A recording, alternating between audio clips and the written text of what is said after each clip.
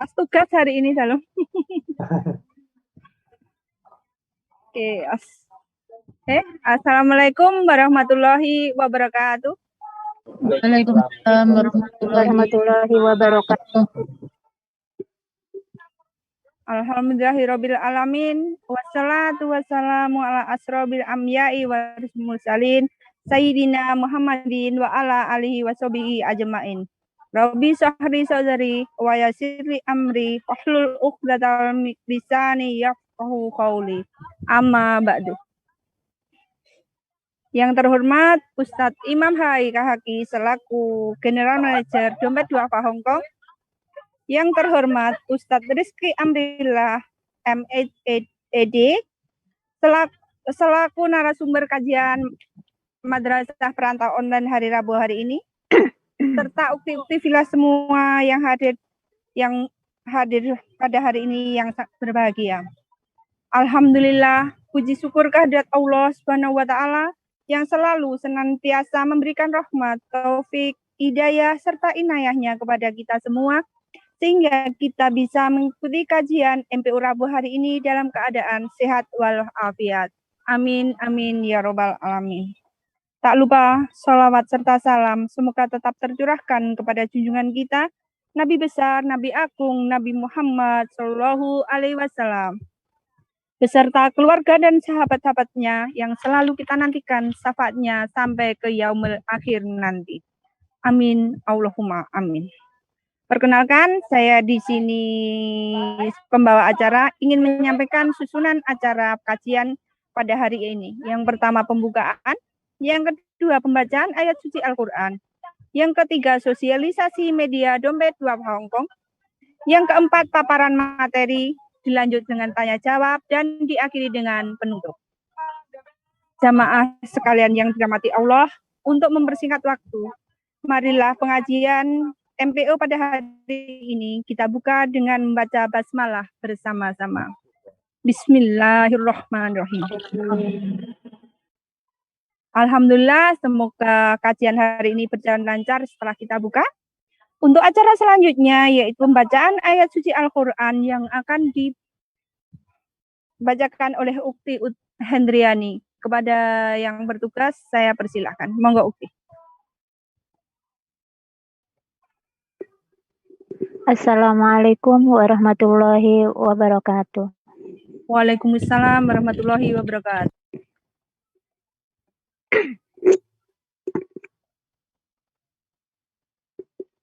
A'udzu billahi minasy syaithanir rajim. Bismillahirrahmanirrahim. Innal ladzina yakfuruna bi ayatillahi wa yaqtuluna an-nabiyyina bighairi haqq وَيَقْتُلُونَ الَّذِينَ يَأْمُرُونَ بِالْقِسْطِ مِنَ النَّاسِ فَبَشِّرْهُم بِعَذَابٍ أَلِيمٍ أُولَئِكَ الَّذِينَ هَبِطَتْ أَعْمَالُهُمْ فِي الدُّنْيَا وَالْآخِرَةِ وَمَا لَهُم مِّن نَّاصِرِينَ.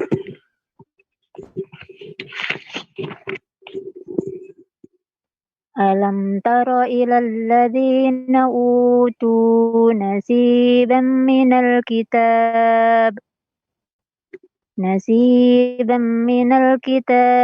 yuda'auna ila kitabillahi liyahkuma bainahum thumma yatawalla fariqum minhum wa hum mu'ridun. ذلك بأنهم قالوا لن تمسنا النار إلا أياما معدودات وغرهم في دينهم ما كانوا يفترون فكيف إذا جمعناهم ليوم لا ريب فيه ووفيت كل نفس ما كسبت وهم لا يظلمون قل اللهم مالك الملك تؤتي الملك من تشاء وتنزع الملك ممن تشاء وتعز من تشاء وتذل من تشاء بيدك الخير إنك على كل شيء قدير Sadaqallahul azim. Sekian, saya mohon maaf atas segala kesalahan, baik pembacaan maharajul huruf maupun salah membacanya. Assalamualaikum warahmatullahi wabarakatuh. Waalaikumsalam warahmatullahi wabarakatuh. Maha benar Allah dengan segala firman-Nya. Demikianlah tadi lantunan ayat suci Al-Quran. Semoga Allah memberikan pahala yang berlimpah kepada kita semua, terutama bagi yang membacanya. Amin, amin, ya rabbal alamin. Teman-teman sekalian, acara ini disiarkan langsung di Facebook fanspage Dompet Duafa Hong Kong, dan rekamannya akan diupload di YouTube Dompet Duafa Hong Kong News. Jangan lupa untuk like fanspage Facebook Dompet Duafa Hong Kong dan subscribe atau berlangganan YouTube Dompet Duafa Hong Kong News untuk mendapatkan informasi-informasi penting dan kegiatan yang diselenggarakan oleh Dompet Duafa Hong Kong. Alhamdulillah, menginjak acara inti, yaitu pemaparan materi yang akan disampaikan oleh Ustadz Rizky Abdillah MED dengan tema Hadis Arba'in ke-37, kebaikan yang berlipat ganda. Kepada Ustadz, saya persilahkan. Monggo Ustadz. Baik.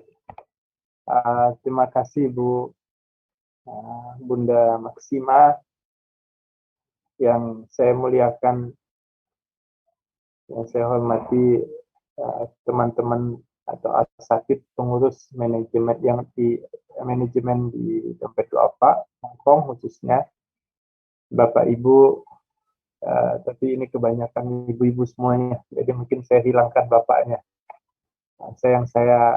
Yang saya muliakan, yang saya hormati ibu-ibu semuanya, yang insya Allah saya yakin hari ini kita semuanya berada di dalam keadaan sehat walafiat. Insya Allah hari ini kita dipertemukan oleh Allah di dalam majelis yang mulia, majelis ilmu. Insya Allah, ya, jika kita memahami makna hadis, bahwa jika ada manusia, jika ada seseorang yang hadir di dalam majelis ilmu, insya Allah nanti akan diturunkan, dicucuri oleh Allah rahmat dan keberkahan bagi dirinya. Dan semoga itu datang kepada kita semuanya. Amin ya rabbal alamin. Bapak Ibu yang saya muliakan, yang saya hormati, di tengah kesibukan yang cukup padat, tapi ibu-ibu semuanya masih menyempatkan hadir, masih menyempatkan diri untuk sama-sama belajar, menyimak, kemudian mendengarkan, mungkin begitu, mendengarkan tausiah, ya, ini dalamnya berisi ilmu, peringatan, gitu. Karena asupan untuk spiritual ini tidak bisa dipenuhi dengan yang materi, begitu. Kalau lapar, ya kita cukup makan. Setelah makan mungkin hilang laparnya.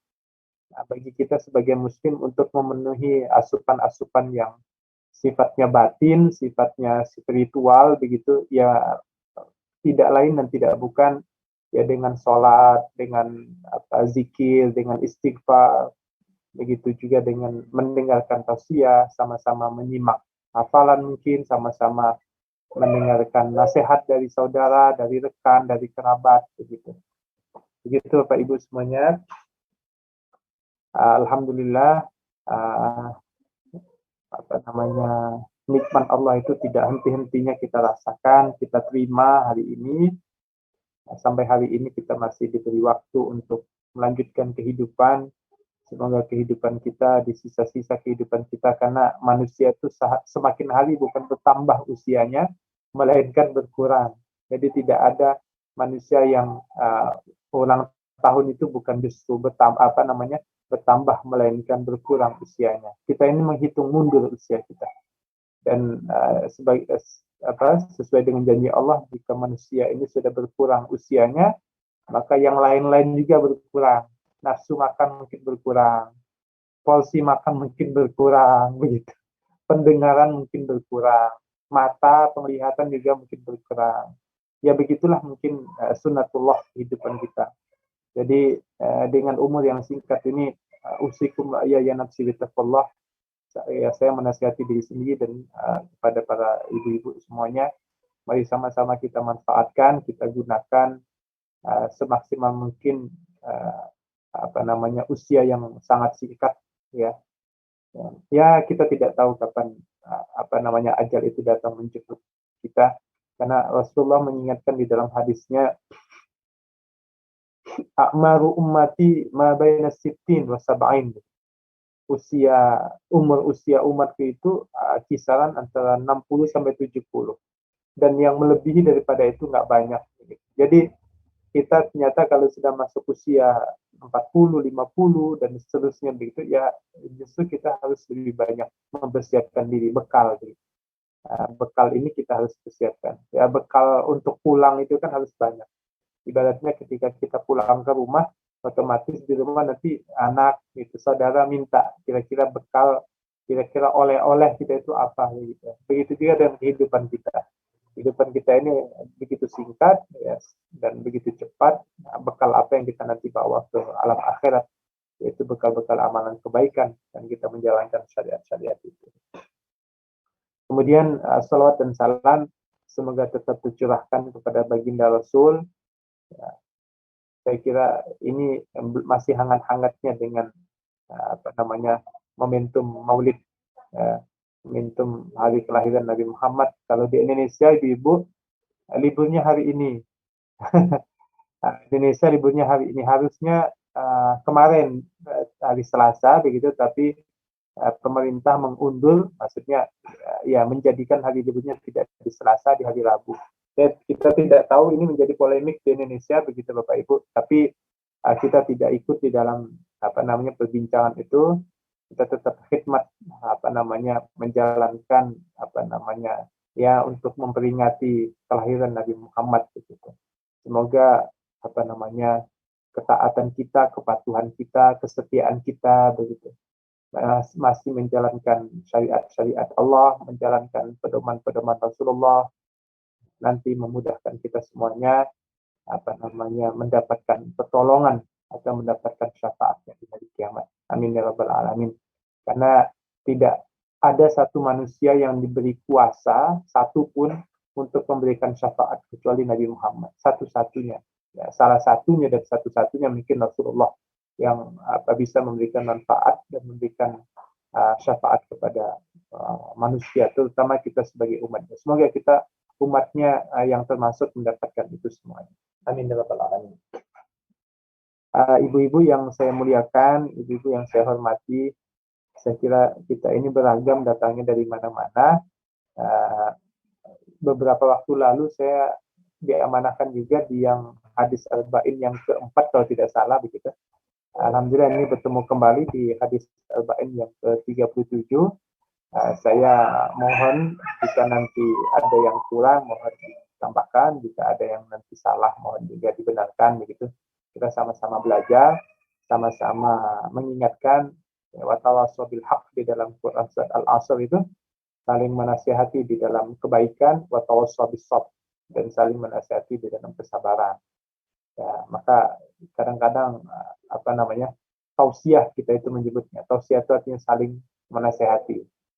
Ya, umumnya saling menasihati. Kalau di Malaysia, karena saya lama di Malaysia, biasanya menyebutnya bukan dengan tausiah, melainkan tazkirah gitu ya. Tazkirah itu saling mengingatkan. Baik, hari ini tema kita pada siang hari ini waktu Indonesia pukul 13.30 lebih begitu. Mungkin di Hong Kong 14.30 lebih begitu ya. Nah, saya kira lagi panas-panasnya, di Indonesia juga lagi panas-panas walaupun sudah memasuki bulan musim hujan begitu. Baik, pada siang hari ini, pada hari Rabu, tema yang diamanahkan tema yang sama-sama nanti kita akan belajar, yaitu hadis Arba'in Nawawi yang ke-37. Ya, hadis Arba'in Nawawi yang ke-37 ini berisi, kalau saya bisa simpulkan pribadi begitu ya, karena sudah banyak penjelasan dari para ulama-ulama, daripada kiai-kiai, daripada pendahulu-pendahulu kita, saya berani menyimpulkan bahwa hadis yang ke-37 ini adalah hadis yang menggambarkan kemurahan hati Tuhan Allah Subhanahu wa taala kepada kita hamba. Nanti akan kita bahas apa saja kemurahan hati itu. Semoga nanti kita bisa sama-sama mendapatkan ilmu, bisa sama-sama mendapatkan pelajaran, bisa sama-sama mendapatkan pengingat, supaya kita senantiasa semakin hari semakin menjadi orang yang baik. Baik, saya izin untuk share. Oke ya. Nah, baik. Nah, ya, jadi sesuai dengan temanya itu adalah kebaikan yang berlipat ganda. Itu tema di hadis Arba'in An-Nawawi ini yang ke-37. Namun sebenarnya isi hadisnya tidak hanya menjelaskan tentang pelipatan ganda di dalam beramal soleh. Ya, ada kemurahan hati dari Allah jika kita sudah berniat ingin melakukan suatu keburukan, tapi nggak kita laksanakan gitu. Allah tidak akan mencatat. Justru Allah akan mengampuni dan akan memberikan kebaikan. Ini kemurahan hatinya. Maka di dalam hadis ini akan memberikan penjelasan kepada kita bahwa Allah itu nggak ngitung, Allah itu nggak melihat, bukan nggak melihat ya, Allah itu nggak ngitung niat kita. Yang dihitung itu adalah jika kita sudah melakukan.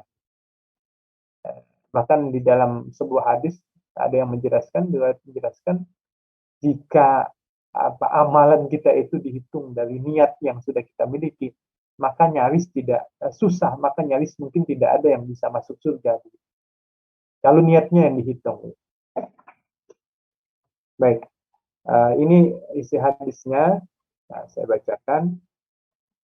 An Ibnu Abbas radhiyallahu anhuma an Nabi sallallahu alaihi wasallam fima yarwi an Rabbih tabaraka wa ta'ala. Ini hadis dari Ibnu Abbas. Ini hadis yang disebut dengan hadis qudsi. Nah, nanti akan sedikit saja saya jelaskan apa itu hadis qudsi. Fima yarwi an Rabbih, yang diriwayatkan dari Tuhannya, dari Allah itu. Tabaraka wa ta'ala. Qala inna Allah katabal hasanat was sayyi'at. Sesungguhnya Allah Subhanahu wa taala mencatat, menulis. Kataba itu bisa dimaknai sebagai mencatat dan menulis, tapi bisa juga mewajibkan begitu. Ada juga ya ayyuhalladzina amanu kutiba alaikumusiyam. Kutiba itu ya mewajibkan, diwajibkan. Tapi makna kataba di sini menulis, kataba. Dalam bahasa Arab bisa juga kita gunakan ana aktub, saya menulis begitu. Innallaha katabal hasanati was sayyi'at. Sesungguhnya Allah Subhanahu wa taala mencatat, menulis kebaikan dan keburukan. Al-hasanat itu kebaikan-kebaikan, was sayyi'at dan keburukan-keburukan. Ini bentuknya adalah jama' al-hasanat. Kalau bentuknya tunggal ya, bentuknya tunggal hasanatun.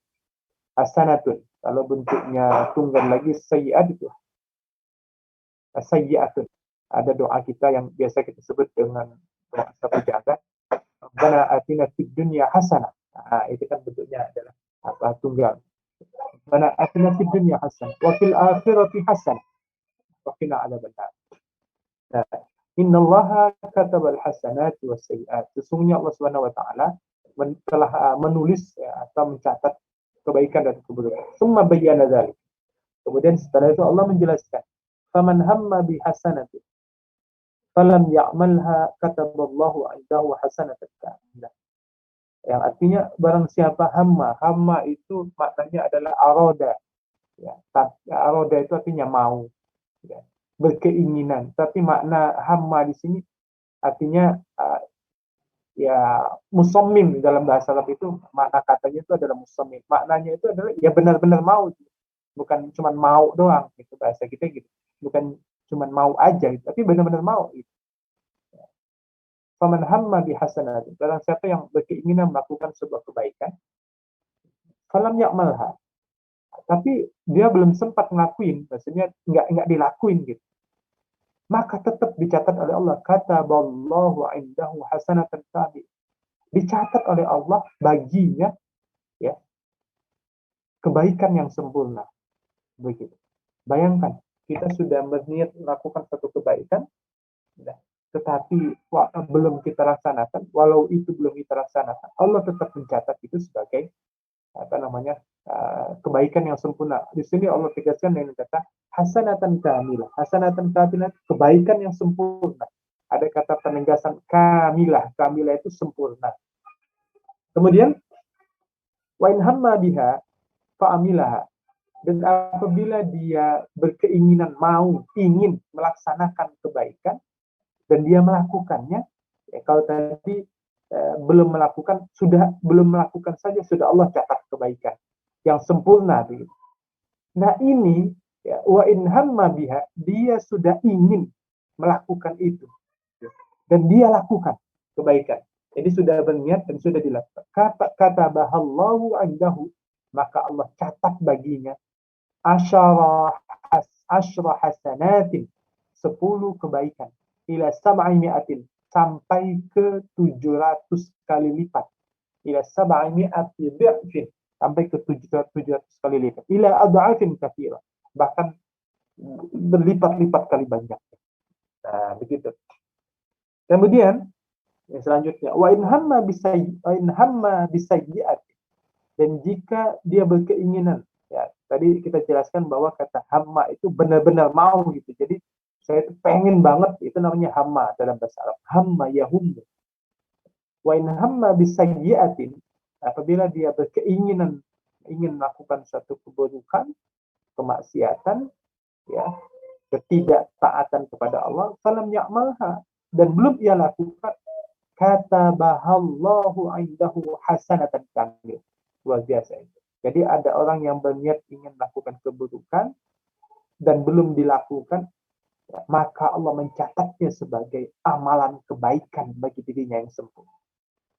Jadi kalau kita ingin melakukan keburukan, kemudian kita nggak mengerjakan, nggak sampai dikerjakan begitu, Allah akan mencatat itu sebagai amalan kebaikan kita. Karena kenapa? Karena kita meninggalkan keburukan, meninggalkan kemaksiatan, meninggalkan ingin melakukan keburukan.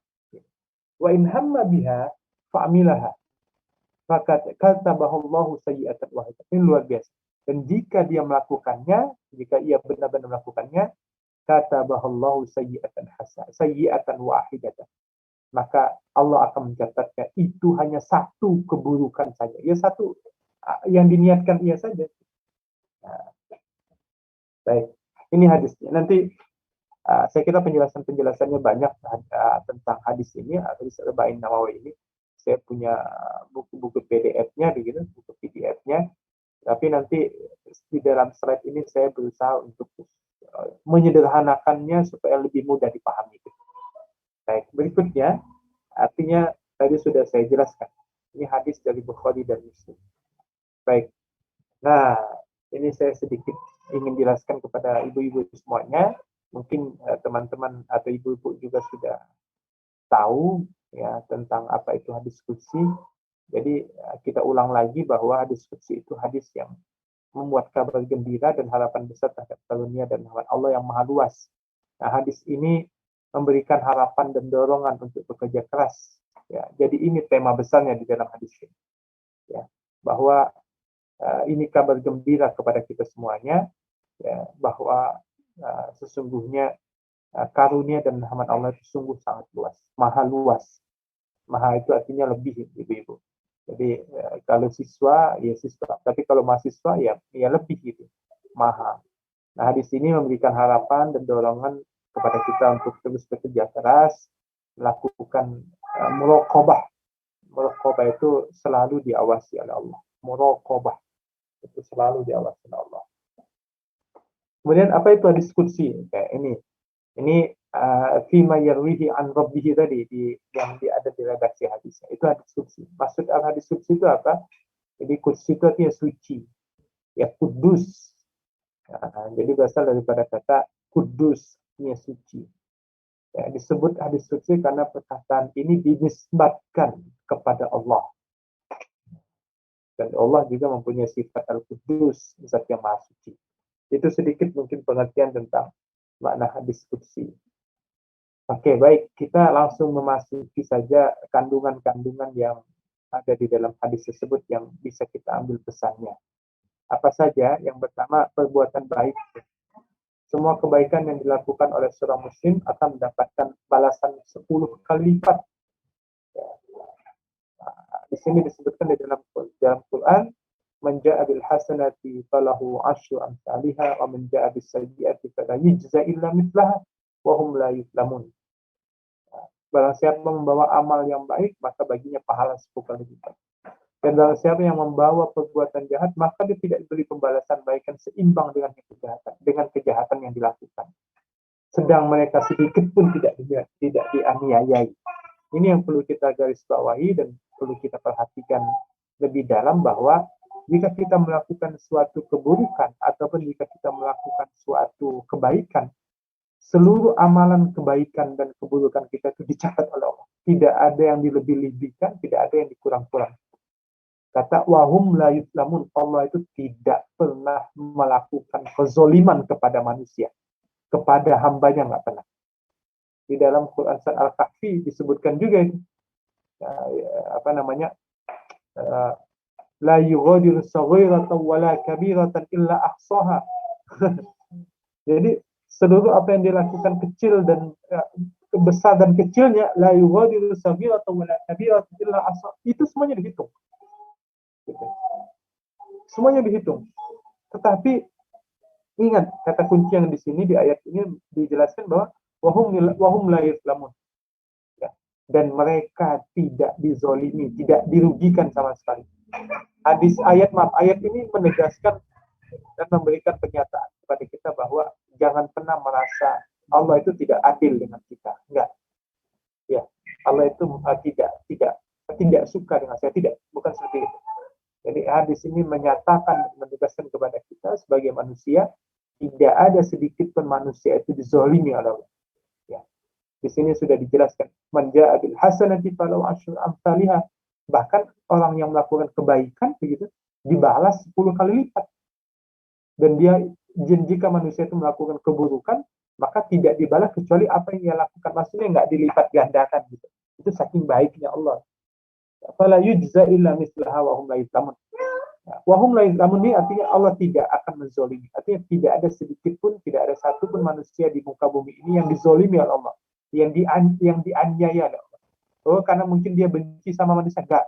Allah itu enggak punya sifat benci. Ya. Allah itu enggak punya sifat syirik, Allah itu enggak punya sifat iri kepada hamba. Maka ini kunci yang menjelaskan kepada kita, tidak pernah Allah itu tidak berlaku adil kepada semua manusia di muka bumi. Jangankan kepada manusia, seluruh makhluk yang ada di muka bumi ini tidak pernah dizolimi. Wahum la yuzlamun ini bisa dimaknai juga makhluk, baik itu manusia, baik itu hewan, baik seluruh makhluk yang ada di muka bumi. Wahum la yuzlamun. Jadi nggak pernah Allah itu menganiaya kita sedikit. Ini kemurahan yang sungguh sangat luar biasa, ibu-ibu semuanya. Oke, berikutnya, ya, namun demikian Allah, tadi sudah saya jelaskan, Allah akan melipat gandakan justru seluruh kebaikan 10 kali lipat. Ya.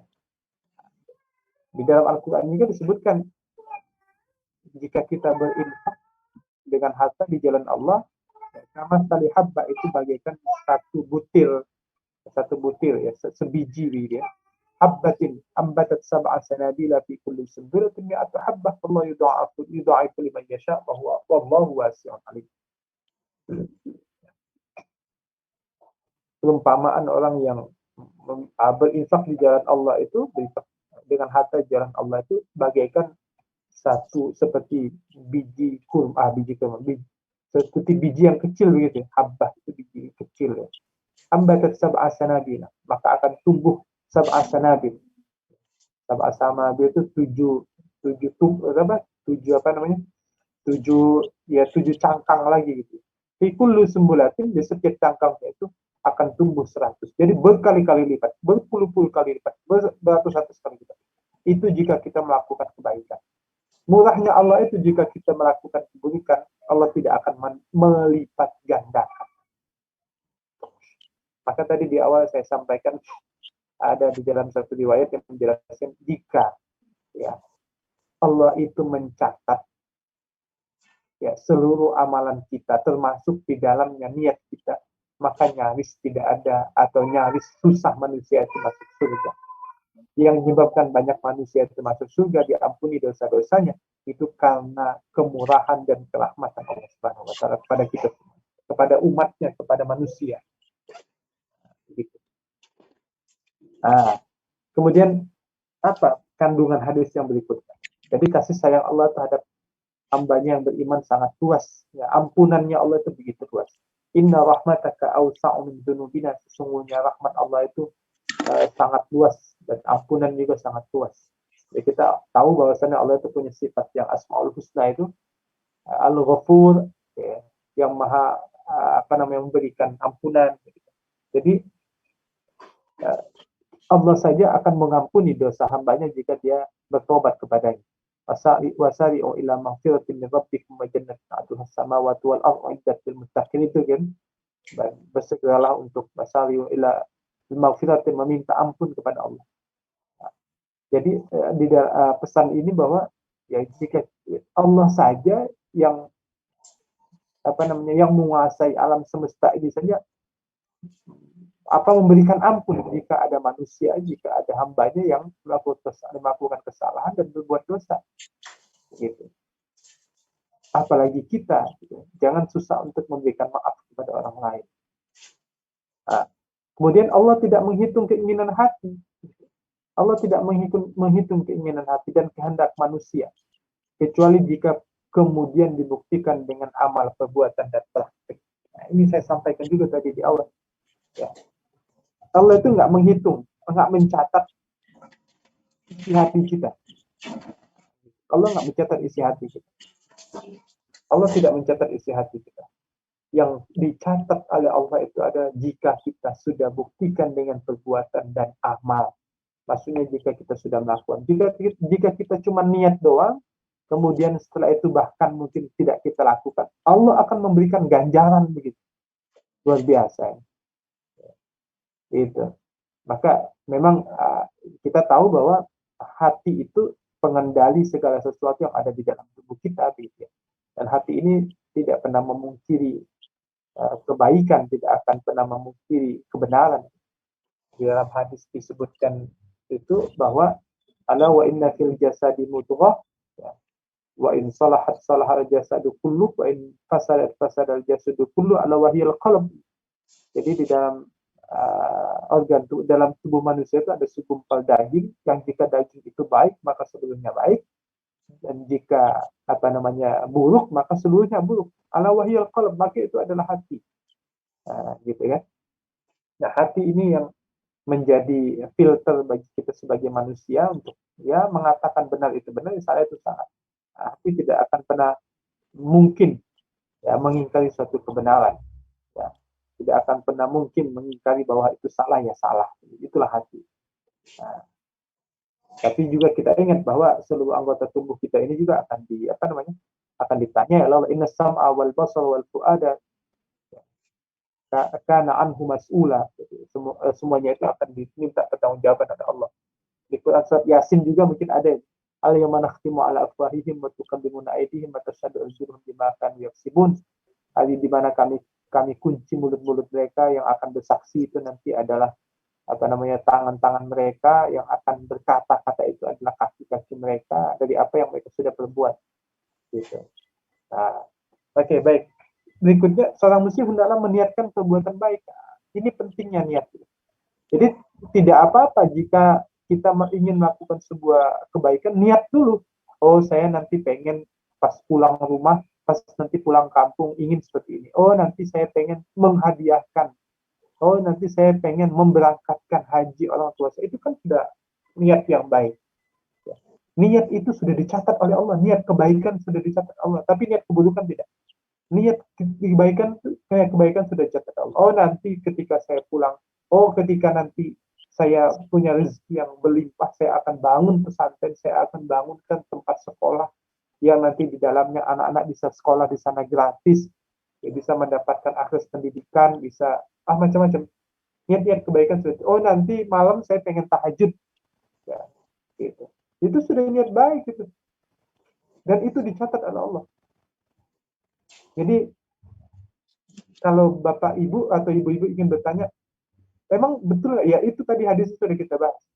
Ya, jika sudah berniat ingin melakukan satu kebaikan, ya Allah akan catat. Apalagi jika sudah melaksanakan kebaikan itu, jika sudah ya melaksanakan niat baiknya itu, maka akan Allah lipat gandakan lagi pahalanya. Gitu.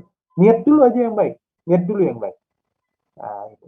Seorang muslim dalam meniatkan perbuatan baik dan membuktikannya, gitu.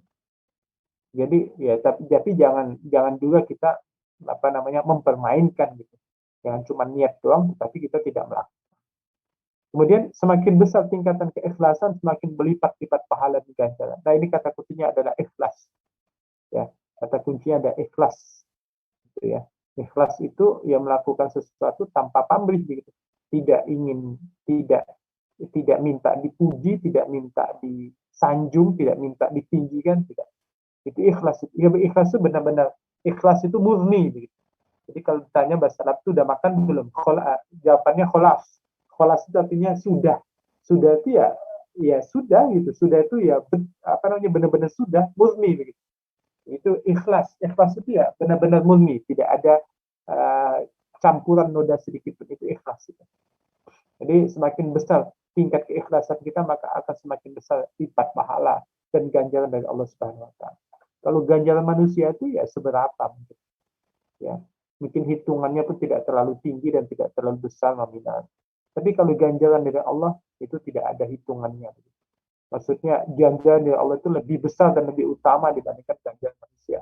Artinya jangan mengharapkan sanjungan, jangan mengharapkan pujian dari manusia. Jangan mengharapkan apa-apa kepada manusia.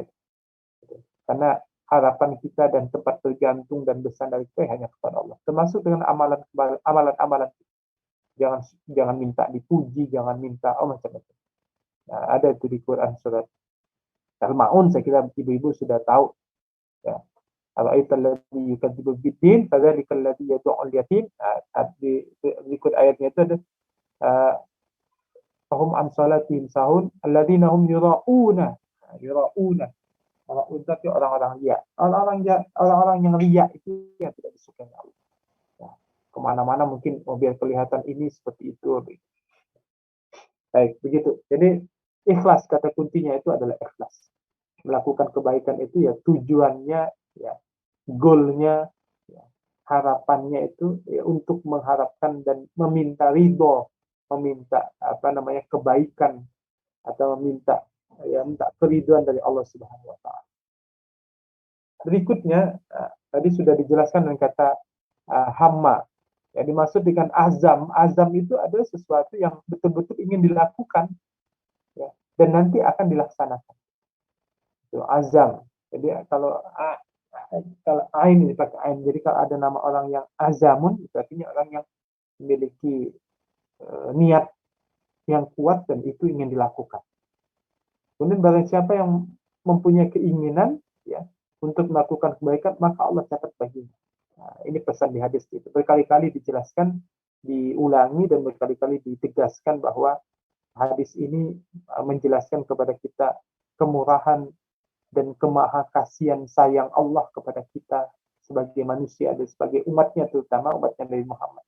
Jika kita melakukan kebaikan, jika kita ingin melakukan kebaikan dicatat, jika kita sudah membuktikan kebaikan itu akan dicatat dan dilipat gandakan.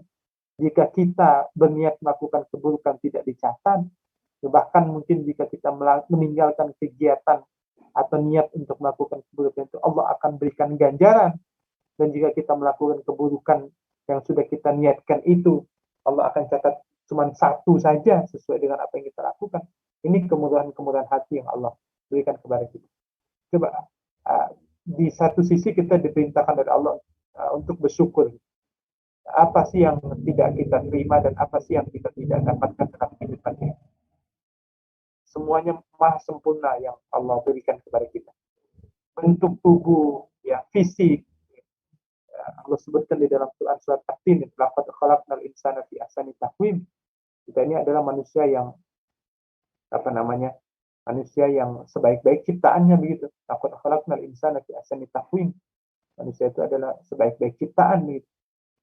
Sempurna kita diberikan oleh Allah. Kita dibekali oleh Allah akal, dibekali oleh Allah nafsu begitu. Nah, ini yang membedakan dan ini yang menjadikan manusia itu sempurna dibandingkan dengan makhluk-makhluk yang lain. Bahkan sekalipun dengan malaikat, karena malaikat hanya dianugerahkan oleh Allah itu akal, tidak dianugerahkan oleh Allah itu nafsu begitu. Ini sempurnanya manusia.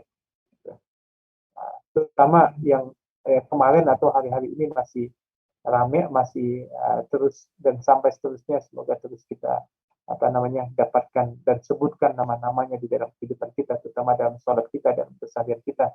Itu nama Nabi Muhammad SAW. Sallu ala Nabi. Ya. Nah, jadi itu apa saja. Jadi di dalam hadis ini juga kita diminta atau disuruh oleh Allah untuk bersyukur. Ya. Sebegitu sayang dan sebegitu kasihnya Allah kepada kita. Sebegitu sayang dan sebegitu kasihnya Allah kepada kita. Dibandingkan dengan manusia, saya tidak tahu itu bagaimana kira-kira. Ya. Kita saja mungkin kalau sudah tahu gelagat manusia ingin melakukan keburukan kepada kita, selamanya kita akan benci. Tapi tidak begitu dengan Allah. Gitu. Jadi artinya jika ada orang melakukan sebuah kesalahan, ya sudah. Ya. Setelah itu dimaafkan. Jika setelah itu dia ingin bertobat, jangan selamanya dianggap dia bersalah. Tidak. Ya. Memang di dalam hadis sebenarnya kullu ibni Adam khata'un, seluruh anak Adam itu ya bersalah. Wa khairul khata'in at-tawwabun, dan sebaik-baik orang yang salah itu ya bertaubat. Jadi wajar saja jika kita manusia ini kadang-kadang melakukan kesalahan, kadang-kadang melakukan keburukan, kadang-kadang melakukan kebaikan. Ya wajar. Hari ini mungkin pagi tadi kita taat, kemudian selang beberapa menit setelah itu mungkin bermaksiat. Ya begitulah manusia. Maka hati itu disebut juga di dalam bahasa Arab itu dengan kata kolbun, gitu kan.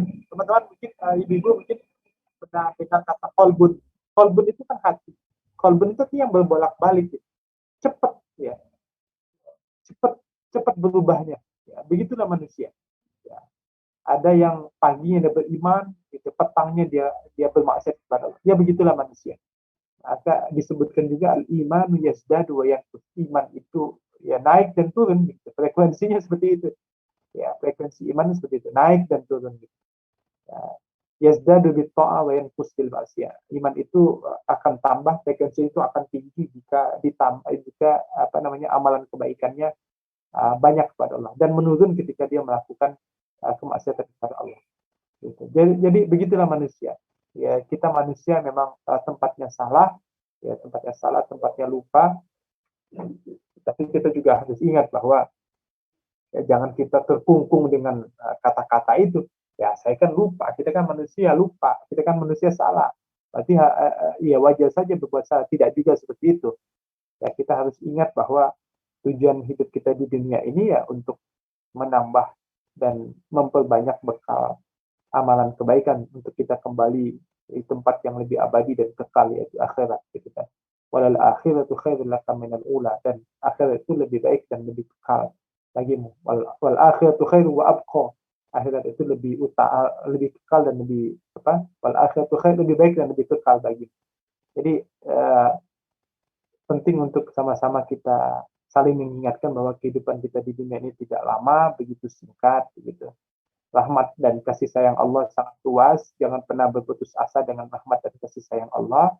Gitu. Jika itu hanya pandangan manusia, dan lupakan saja. Gitu. Karena ada yang lebih sayang dan lebih cinta dibandingkan manusia. Cinta dan kasih sayang Allah itu sampai kapanpun, gitu. Tidak akan pernah habis dan tidak akan pernah berujung.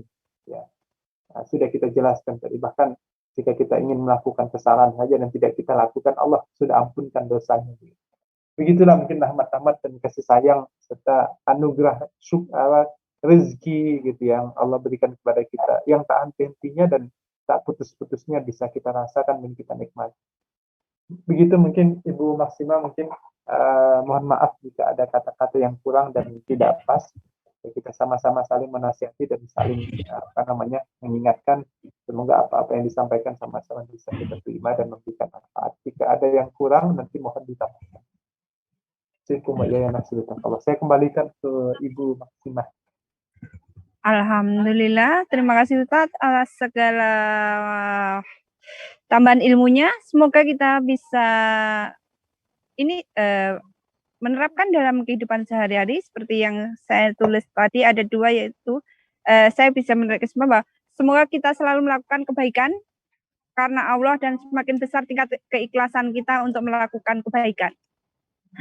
Alhamdulillah, untuk kalian bila ada yang ingin bertanya kepada Ustadz tentang materi hari ini ataupun masalah yang lainnya, bisa langsung menghidupkan mikrofonnya untuk langsung bertanya kepada Ustadz. Monggo silakan yang mau bertanya.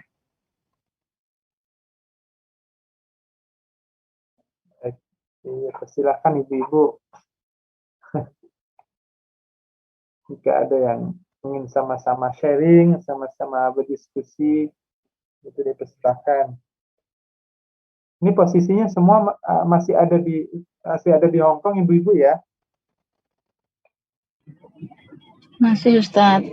Ya, tetap jaga diri, jaga protokol kesehatan. Ustadz.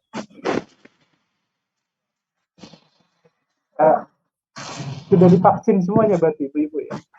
Alhamdulillah sudah. Alhamdulillah Ya. sudah. Ya, itu ikhtiar kita menjaga diri Ibu. Silakan Ibu-Ibu jika ada yang ingin sama-sama sharing, diskusi begitu. Iya, Laura tanya ya. Laura tanya matiin mikrofonnya. Matiin Nur.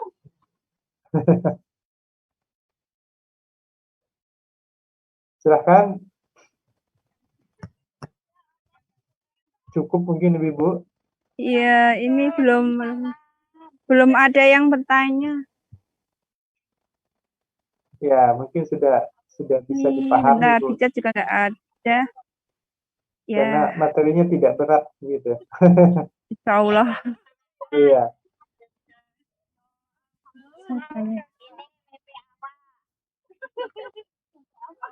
Monggo, ada yang mau bertanya mungkin? Silakan Ibu-Ibu. Masih banyak waktu untuk hari ini. Iya, silakan. Masih panjang waktunya. Boleh sharing, diskusi, tanya jawab. Atau mungkin ingin saya tambahkan Ibu-Ibu. Bu Hendriani. Silakan Bu.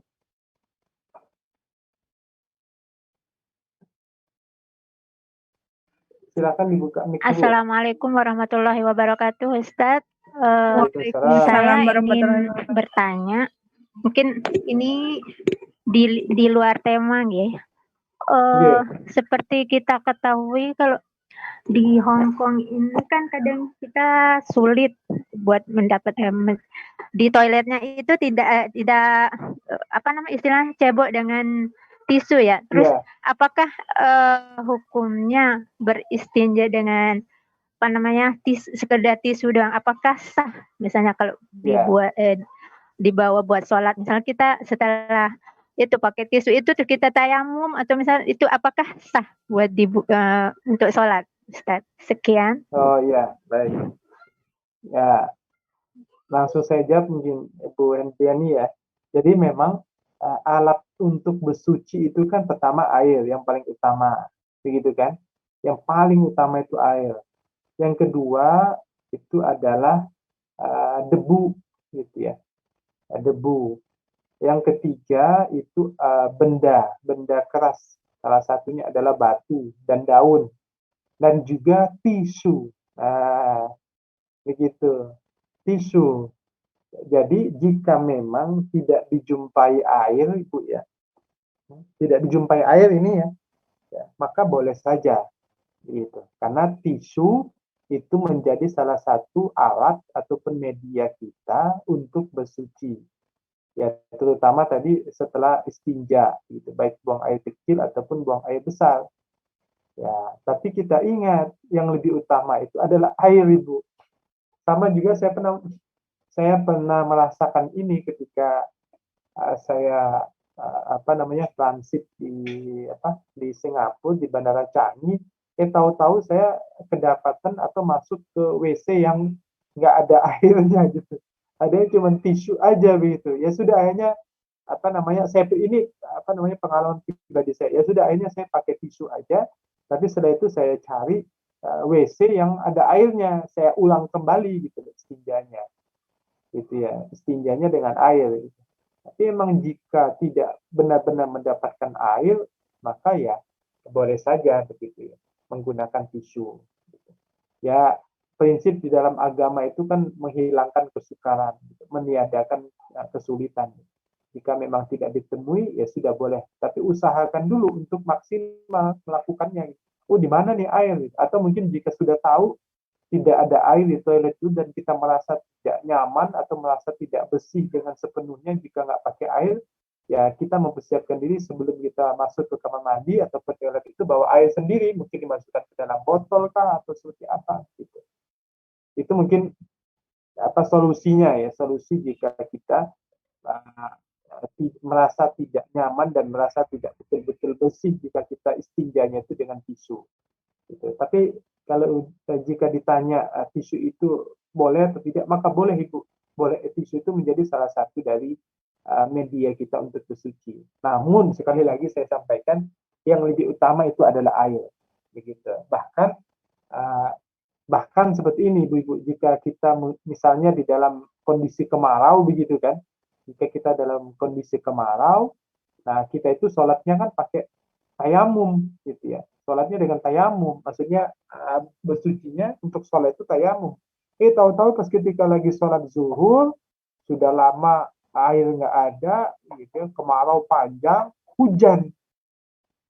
Orang-orang di satu kampung, di satu tempat itu sudah menyiapkan nampan, gitu ya, sudah menyiapkan ember yang banyak, tong yang besar, begitu, untuk nampung air itu. Ya sudah, bahkan jika seperti itu kasusnya sekalipun, kita dipersilahkan untuk membatalkan sholatnya, ya, ambil air wudhu baru setelah itu sholat lagi. Saking pentingnya bersuci itu dengan wudhu, begitu loh Mas. Maksudnya dengan air. Saking pentingnya bersuci itu dengan air. Ya, berwudhu maksudnya ketika sholat. Mungkin begitu respon saya. Lebih kurangnya mohon maaf. Wallahu a'lam bishawab, mungkin Bu Hendriani. Syukran Ustaz atas pencerahannya. Ya, sama-sama. Iya, ini Ustadz di kolom chat ya, ada pertanyaan. Ini ya, bisa saya bacakan? Ya, boleh Bu. Oke, Ustadz, saya bertanya, Assalamualaikum warahmatullahi wabarakatuh, tentang sedekah Ustadz. Ya. Maaf Ustadz, mungkin di luar tema, setiap bulan kan kita menerima gaji, dan saya selalu menyisihkan uang zakat mal, tapi selama ini selalu saya kumpulkan sampai Ramadan baru saya keluarkan. Pertanyaan saya Ustadz, bolehkah zakat mal ataupun zakat untuk fakir miskin itu sedikit saya salurkan atau saya berikan ke saudara jauh karena mereka juga tergolong layak menerimanya? Syukron Ustadz atas waktu dan jawabannya. Jazakumullah khair. Dari Mbak Nur Laili. Ya, Ibu Nur Laili. Baik. Zakat itu kan terbagi menjadi dua, Ibu ya. Ada zakat fitrah dan juga zakat mal. Begitu. Yang kita ini masih engeh gitu, yang masih sadar itu cuma zakat fitrah. Begitu kan? Zakat mal itu masih banyak orang yang tidak engeh gitu, masih belum sadar. Terutama ya mungkin di sebagian tempat gitu.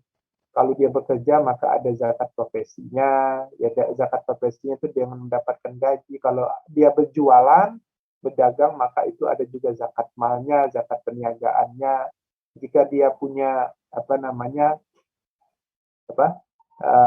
peliharaan baik itu kambing, sapi gitu ya, dan lain sebagainya, maka itu juga ada zakat malnya, tetapi seluruhnya itu sesuai dengan nisab, sesuai dengan ukuran nisab dalam 1 tahun. Begitu. Kalau sapi berapa, kalau kambing berapa, kalau pendapatan profesi itu berapa, begitu. Nah, kalau zakat fitrah itu kan zakat yang kita tunaikan, waktunya itu terbatas. Zakat fitrah ibu-ibu, gitu. Zakat fitrah itu zakat yang kita tunaikan sebelum dilaksanakannya sholat Id. Gitu. Jika ibu-ibu melaksanakan membayar zakat fitrah itu biasa kita tunaikan dengan dengan beras kalau di kampung kan ibu-ibu ya. Tapi jika dikonversikan ke duit juga boleh, nggak apa-apa, begitu. Dikonversikan ke duit tergantung dengan wilayah dan tempat tersebut, gitu. Nah, itu disalurkan atau disampaikan sebelum pelaksanaan sholat Id. Nah, jika dilaksanakan dibayarkan setelah sholat Id, begitu kan, maka itu bukan dianggap zakat fitrah namanya, itu dianggap dengan sedekah biasa. Itu zakat fitrah. Nah, zakat mal itu kan tadi banyak macam, ada zakat perniagaan, zakat profesi, zakat zakat kita menemukan barang temuan, gitu ya, harta karun, begitu, zakat kita punya emas, punya timah, punya tembaga dan sebagainya, itu ada zakat malnya, itu bagian dari zakat mal. Itu. Nah, maaf mungkin dulu ya. Ya, jadi zakat mal itu ya sesuai dengan takarannya dalam 1 tahun, Ibu, gitu ya, sesuai dengan takarannya 1 tahun. Dan alhamdulillah saya yakin di Dompet Duafa di Hong Kong sudah memberikan pelayanan untuk menghitung zakat-zakat mal, terutama mungkin zakat profesi. Jika mungkin ibu-ibu punya penghasilan dalam 1 bulan itu berapa, kemudian diakumulasikan dalam 1 tahun, begitu. Oh, ternyata ketika diakumulasikan dalam 1 tahun, ibu ini sudah berhak membayarkan zakat mal, begitu. Itu zakat mal. Jadi untuk hitungan yang lebih rinci, yang lebih detail, saya yakin teman-teman atau manajemen di Dompet Duafa di Hong Kong sudah menyediakan itu. Ya, jadi yang jelas zakat mal itu zakat yang sudah mencapai nisabnya dalam 1 tahun.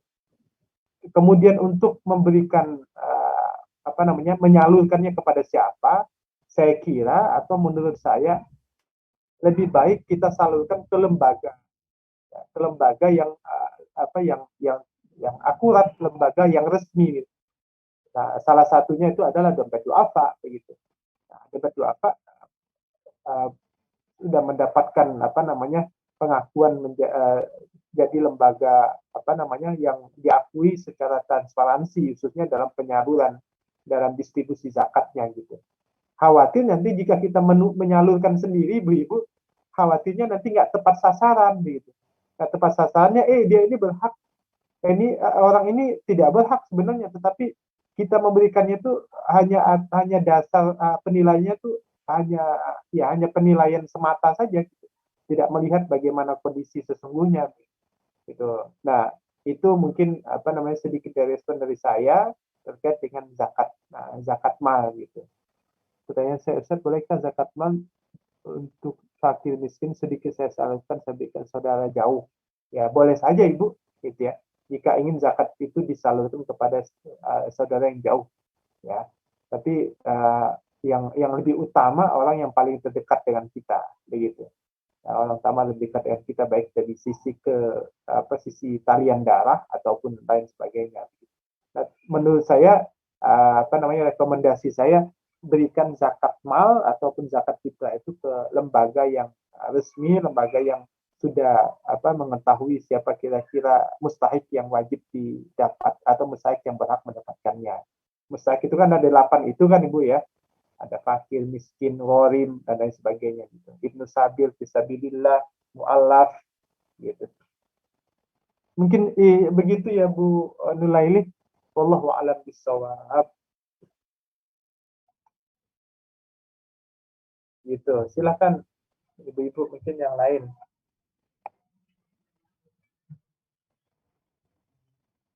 Ada ibu-ibu?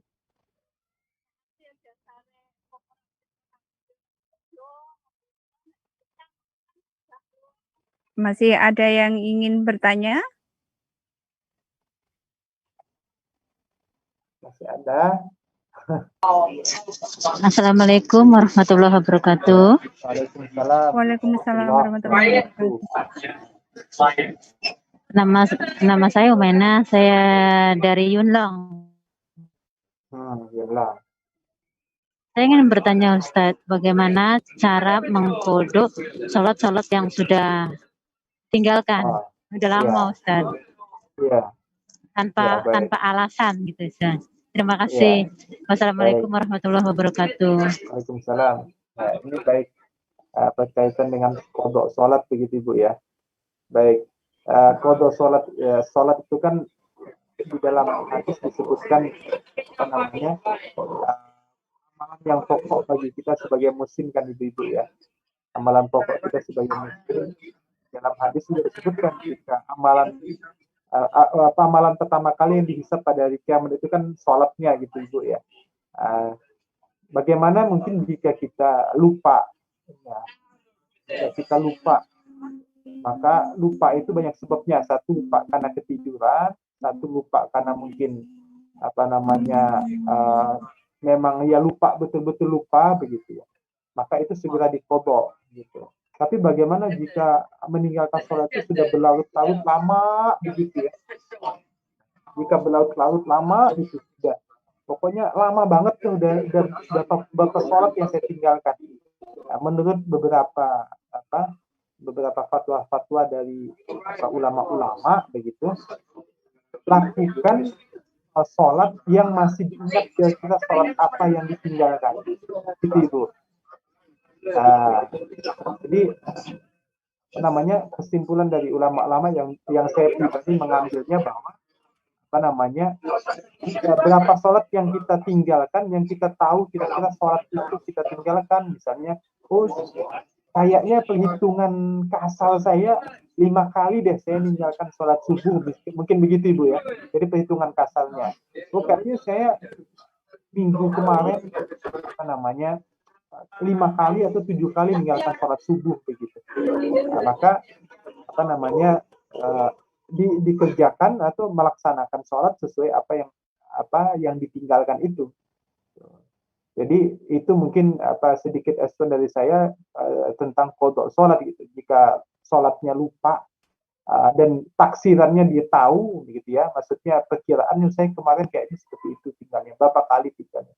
Mungkin begitu dilaksanakan sebatas pengetahuan dan seingatnya dia gitu. Nah, tapi tadi saya ada pertanyaannya sedikit sedikit sama-sama supaya kita saling mengingatkan, artinya kita jangan sampai benar-benar meninggalkan sholat dengan sengaja begitu. Itu karena ingat yang membedakan kita, yang membedakan muslim dengan kafir itu sholatnya begitu. Yang membedakan kita dengan orang kafir itu sholat kita gitu. Kita sholat itu 5 waktu begitu ya. Ada subuh gitu ya, ada zuhur, asar, maghrib dan isya gitu. Itulah yang membedakan kita dengan umat-umat yang lain. Jadi amalan pokok banget di dalam ajaran agama kita sebagai muslim yaitu adalah sholat gitu. Nah, jadi sama-sama kita mengingatkan memang orang tua saya, ibu dan bapak saya selalu ingatkan, deh jangan lupa sholat gitu. Karena memang betul sholat itu amalan utama gitu. Amalan yang pertama kali dihisab itu ya sholat. Apabila amalan sholatnya baik, maka seluruh amalnya baik gitu. Kemudian ada lagi as-sholatu imaduddin. Sholat itu kan adalah tiangnya agama. Barang siapa yang melaksanakan berarti dia sudah mengokohkan gitu ya, mendirikan atau menguatkan agamanya. Barang siapa yang meninggalkannya berarti ya sudah meruntuhkan agamanya. Nah, jadi itu mungkin usikum wa iya ya nafsi bitaqwa, sama-sama saling mengingatkan ya, khususnya tentang sholat. Bagaimanapun kondisinya tetap harus sholat gitu. Kan kita diberikan keringanan ibu-ibu ya. Ini keringanan di dalam agama kita. Jika kita di dalam perjalanan, maka keringanannya apa? Di dalam sholat ya kita boleh untuk mengkosorkan sholat, gitu ya, menjamak dan mengkosorkan sholat. Mohon maaf Ustadz, di dalam kereta, di dalam bus, di dalam LRT, nggak ada air, nggak ada fasilitas untuk bersuci, misalnya ngambil air wudhu, ya sudah. Jika memang tidak ditemui sama sekali untuk bersuci, ya sudah bertayamum mungkin begitu. tayamum begitu kan, kemudian sholat begitu. Jadi bagaimanapun kondisi tetap, tapi kan harus sholat seperti sholat biasanya. Ya, jika memang tidak bisa dilaksanakan seperti sholat biasanya, sholat dengan duduk begitu. Kan itu keringanan-keringanan dalam agama kita. Jika tidak bisa sholat dengan berdiri, maka dengan duduk gitu. Bahkan dengan tayamum, dengan wudhu sendiri, jika memang air itu tidak ditemukan, maka tayamum. Jika misalnya dia sakit begitu, misalnya dia sakit, khawatir nanti kalau nyentuh air badannya tambah sakit atau lukanya tambah parah, ya sudah dengan bertayamum gitu. Jadi Masya Allah, saya kira keringanan-keringanan dalam agama kita ini sungguh sangat banyak. Jika nggak bisa sholat dengan duduk, maka sholat kita dengan berbaring. Itu kan keringanan. Jika nggak bisa dengan berbaring, dengan isyarat. Nah, yang terakhir ini. Yang terakhir, jika nggak bisa semuanya, maka disolatkan. Jadi, sama-sama saling mengingatkan, terutama tentang sholat. Ya. Nah, kalau tadi mungkin ada yang lupa, yang meninggalkan sholat tanpa sengaja, ya taksiran kasarnya berapa kira-kira? Ya sudah, lakukan sesuai dengan apa yang dia yakini. Oh, saya meninggalkan sholat ini berapa kali? Dilaksanakan seperti itu. Tetapi melaksanakan sholatnya diusahakan, maksudnya mengqadha sholatnya diusahakan jangan di waktu yang diharamkan untuk sholat. Begitu. Waktu-waktu yang diharamkan untuk sholat, pertama habis subuh itu kan nggak boleh. Itu habis subuh sampai sebelum terbitnya matahari itu haram sholat. Kemudian setelah asar, ya setelah asar sampai maghrib itu nggak boleh. Sebelum sebenarnya matahari itu nggak boleh. Satu lagi apa yang dipuasa. Jadi itu waktu sholat. Jadi lebih baik mengqadha sholat itu di waktu yang kita bisa melaksanakan sholat. Habis isya itu kan panjang tuh waktunya tuh sampai subuh begitu ya. Habis isya. Nah, yaudah itu kan lakukan saja berapa kali kita meninggalkan sholat. Qadha aja di sana. Jadi qadha sholat berapa kali yang kita yakini tinggal. Jika sudah lama banget gitu, taksirannya gitu Bu ya. Gitu. Tapi jika memang baru beberapa hari bisa diketahui, saya yakin hitung-hitungannya lebih mudah untuk dilaksanakan qadha sholatnya. Wallahu a'lam bishawab. Mohon maaf jika ada yang salah. Terima kasih Ustaz. Dan ya, apa hukumnya mengqadha sholat itu Ustaz? Bagaimana Bu mengqadha sholat hukumnya? Iya hukumnya. Oh, hukumnya. Hukum mengqadha sholat itu ya karena ada uzur Ibu. Ya, karena ada uzur. Ya. Karena ada uzur. Tapi mengqadha sholat itu biasanya bukan uzur. Yang mengqadha sholat, yang mengqadha itu ya amalan di dalam rukun Islam gitu tuh, mengqadha itu sebenarnya puasa begitu ya. Kalau puasa itu kan ada uzurnya gitu kan. Ada uzur karena sedang sakit atau sedang di dalam perjalanan atau mungkin kalau perempuan lagi haid begitu kan. Maka dia bisa mengqadha puasanya. Tetapi orang yang mengqadha sholatnya itu kalau mungkin ya, jika mungkin atau jika dia meninggalkan sholatnya dengan sengaja, ya maka dia tidak dibenarkan itu Ibu. Ya, sholat itu kan wajib. Nah, wajib itu kan pengertiannya jika dilaksanakan berpahala dan jika ditinggalkan berdosa, kan begitu ya. Nah, saya tidak mau menyebutkan, oh dia kalau misalnya nggak sholat dosa. Nah, saya yakin mungkin dia ada hal-hal yang hal-hal yang lupa atau mungkin betul-betul lupa atau sakit atau seperti apa.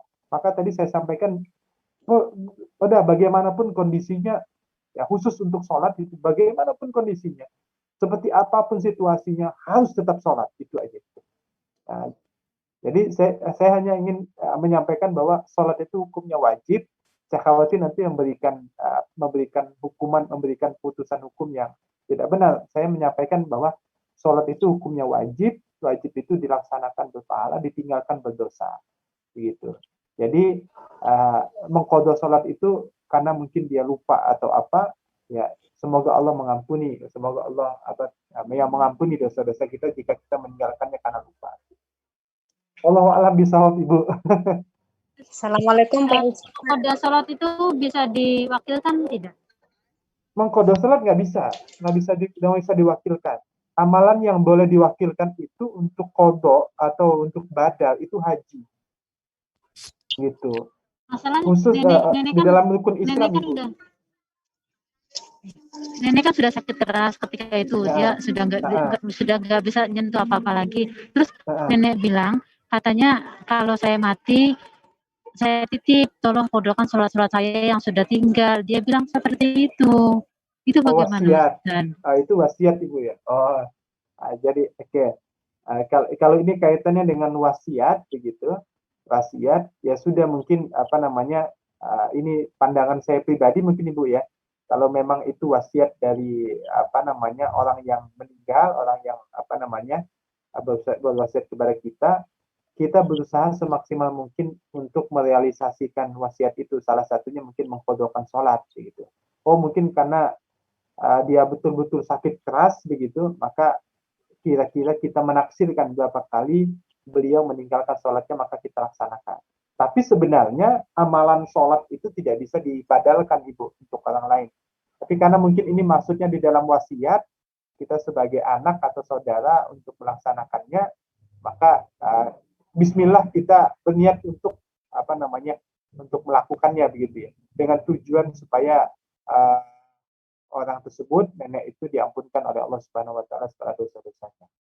Wallahu a'lam bishawab Ibu. Assalamualaikum Ustaz. Terima kasih Ustaz atas jawabannya. Ya, Bu. Assalamualaikum Ustaz. Hati-hati. Waalaikumsalam Bu. Masih boleh bertanya? Ya. Ya, boleh Bu. Mau bertanya Ustaz. Kalau kita dalam perjalanan, kita bisa misalnya dari sholat subuh ya, di perjalanan, mana yang lebih baik Ustaz? Sholat subuh di awal waktu di mobil misalkan, atau di kereta atau di pesawat, atau lebih baik di turun dulu? Sekian, terima kasih. Assalamualaikum.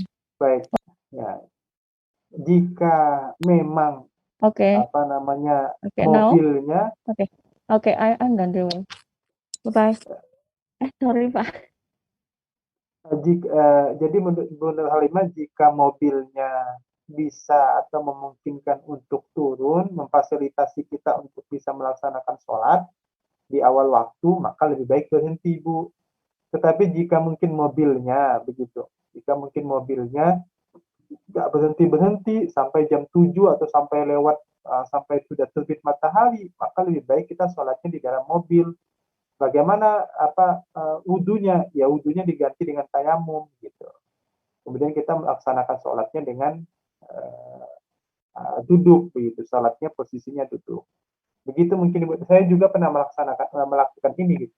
Ketika dalam perjalanan jauh, ketika misalnya saya pulang dari Ponorogo ke Palembang, ya kadang-kadang kalau subuh itu lambat berhentinya, nggak berhenti pas ketika subuh, maka ya sholat subuhnya di dalam mobil dengan posisi sholatnya sholat duduk dan bersucinya dengan tayamum.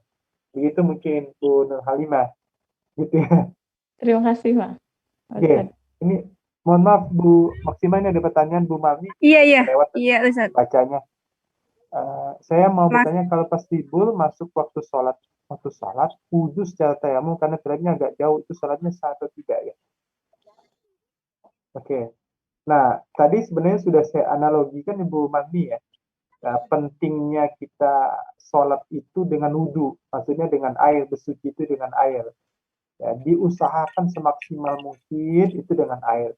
Tetapi jika ada kendala yang memang menyusahkan diri kita, salah satunya mungkin karena Bu Marni bersucinya, maksudnya ngambil wudhu itu jauh banget begitu, susah mendapatkan akses dan fasilitas air, maka ya mungkin boleh saja bertayamum gitu. Tetapi usahakan semaksimal mungkin untuk bersuci dengan air gitu, dengan berwudhu Ibu gitu. Karena tadi saya analogikan ketika musim kemarau dia sholatnya dengan bersuci tayamum, pas ketika lagi sholat 2 rakaat gitu ya, sholat zuhur, hujan turun, maka sampai-sampai dibatalkan puasanya. Ya, lebih baik dibatalkan sholatnya, ambil wudhu begitu loh. Gitu. Saking pentingnya berwudhu, jangan pentingnya sholat dengan wudhu.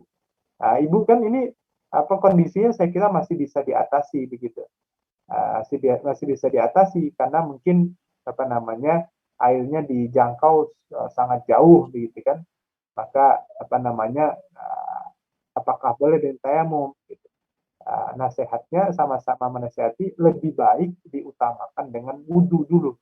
Ya, jika memang merasa susah untuk mendapatkan itu, ya jika memang tidak memudahkan, bahkan mungkin berat sekali, maka ya solusi terakhir dengan tayamum. Usikum Mbak Yayana sekitar Allahu a'lam bishawab. Ya, mungkin untuk waktu tanya jawab, mungkin kalau sudah nggak ada, kita tutup aja. Dan untuk ukti-ukti semua yang masih mau bertanya ataupun berkonsultasi, bisa langsung menghubungi ke nomor konsultasi online Dompet Duafa di nomor 52982419. Saya ulangi, bila masih ada pertanyaan, silakan menghubungi di konsultasi online Dompet Duafa di 52982419. Alhamdulillah, demikian tadi rangkaian acara MPO Rabu pada hari ini sudah selesai. Saya selaku pembawa acara, mohon maaf bila ada tutur kata yang kurang berkenan, karena semua kesempurnaan adalah milik Allah. Dan kesalahan murni dari saya pribadi. Untuk acara selanjutnya, mohon Ustadz untuk memimpin doa bersama-sama. Baik, ibu-ibu yang saya muliakan, yang ada di tempatnya masing-masing, semoga Allah senantiasa memberikan kita kesehatan, memberikan kita kekuatan, melindungi kita, melindungi keluarga kita, melindungi anak cucu kita. Semoga Allah menjauhkan dari diri kita segala wabah virus, terutama ya wabah virus corona ini. Semoga Allah segera mengangkat virus-virus ini dan kembali kehidupan kita normal seperti sedia kalanya. Dan juga yang paling utama ibu-ibu, semoga Allah senantiasa menjaga diri kita supaya kita terhindar dari fitnah-fitnah akhir zaman. Semoga kita tetap dijaga dan dalam lindungan Allah serta hidayahnya sampai kita nanti menutup kehidupan kita dengan keadaan husnul khatimah. A'udzubillahi minasyaitonirrajim. Bismillahirrahmanirrahim. Allahumma shalli ala Muhammad wa ala ali sayyidina Muhammad. Allahumma fil lana wa liwalidayna warhamhuma kama rabbayana shighara. Ya Allah ya Tuhan kami, ampunkanlah kami, ampunkanlah dosa-dosa kedua orang tua kami, sebagaimana Engkau telah menjaga, sebagaimana orang tua telah menjaga kami ketika waktu kecil ya Allah. Ya Allah ya Tuhan kami, berikanlah kemudahan, berikanlah kami kesehatan, jauhkan diri kami dari segala kesesatan, jagalah diri kami, anak keturunan kami, keluarga kami, dan seluruh handai taulan kami dari segala apa-apa yang tidak mereka bisa lakukan ya Allah. Allah ya Tuhan kami, tunjukkanlah kami jalan yang lurus, ihdinas siratal mustaqim, siratal ladzina an'amta 'alaihim ghairil maghdubi 'alaihim waladdallin. Amin. Bukan jalan-jalan orang yang Engkau sesatkan, bukan jalan-jalan orang yang Engkau murkai ya Allah. Ya Allah ya Tuhan kami, jadikanlah kami, keluarga kami, jadikanlah anak-anak kami anak yang soleh dan solehah, membanggakan dan membahagiakan kedua orang tuanya. Ya Allah Tuhan kami, jagalah diri kami dari api neraka. Rabbana atina fid dunya hasanah wa fil akhirati hasanah wa qina adzabannar. Ya Allah Tuhan kami, berikanlah kami kehidupan di dunia yang baik dan kehidupan di akhirat yang baik, dan juga jauhkanlah kami dari api neraka. Rabbana atina fid dunya hasanah wa fil akhirati hasanah wa qina adzabannar. Subhana rabbika rabbil izzati amma yasifun wa salamun alal mursalin walhamdulillahi rabbil alamin. Taqabbalallahu minkum. Alhamdulillah, kajian hari ini dari awal sampai akhir berjalan lancar, dan alhamdulillah terima kasih atas ilmunya Ustadz. Untuk ukti-ukti semua, terima kasih atas kehadirannya. Marilah kajian hari ini kita tutup bersama-sama dengan membaca doa kafaratul majelis. Bismillahirrahmanirrahim. Bihamdika asyhadu alla ilaha illa anta astaghfiruka wa atubu ilaik. Wabillahi taufik wal hidayah. Wassalamualaikum warahmatullahi wabarakatuh. Waalaikumsalam.